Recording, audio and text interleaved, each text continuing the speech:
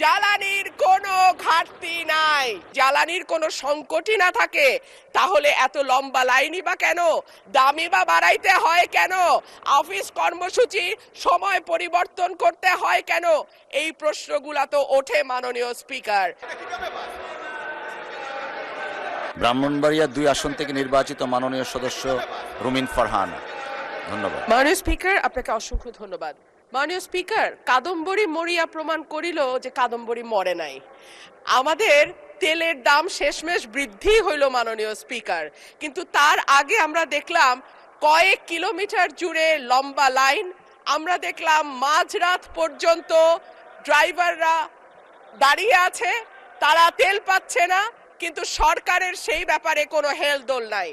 আশ্চর্য হয়ে লক্ষ্য করলাম মাননীয় স্পিকার, মন্ত্রীরা যখন সংসদে বক্তব্য দেন তখন তারা অবলীলায় বলেন বাংলাদেশে জ্বালানির কোনো ঘাটতি নাই, কিন্তু মাননীয় স্পিকার যখন তেল নিতে যায় তখন দেখা যায় ৩ কিলোমিটার লম্বা লাইন।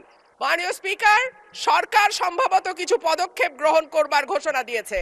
তার একটা হচ্ছে মার্কেট প্লেস ৭টা বাজে বন্ধ করে দেয়া।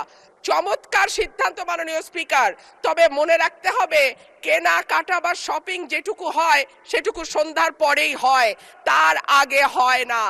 ২ হইল অফিস আদালতের সময় বলে পরিবর্তন করবে, ৫ দিনের জায়গায় ৪ দিন বা ৩ দিন তারা কর্মঘণ্টা ঠিক করবে, কিন্তু প্রশ্নটা হচ্ছে যদি জ্বালানির কোনো সংকটই না থাকে তাহলে এত লম্বা লাইনই বা কেন, দামই বা বাড়াইতে হয় কেন, অফিস কর্মসূচি সময় পরিবর্তন করতে হয় কেন?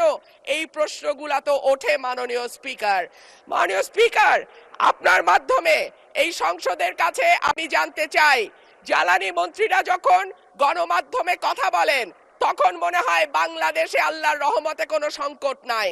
ওনারা যদি পরিষ্কার করে বলেন বাংলাদেশে বর্তমানে কত দিনের অকটেন ডিজেলের মজুদ আছে, কতদিন চলতে পারবে, পাম্পগুলো কেন পর্যাপ্ত পরিমাণ তেল পায় না, তেলের মজুদদারি। ধন্যবাদ মাননীয় সদস্য।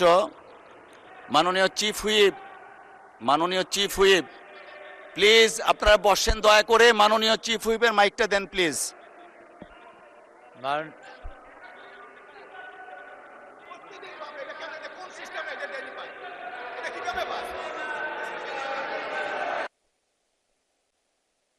মাননীয়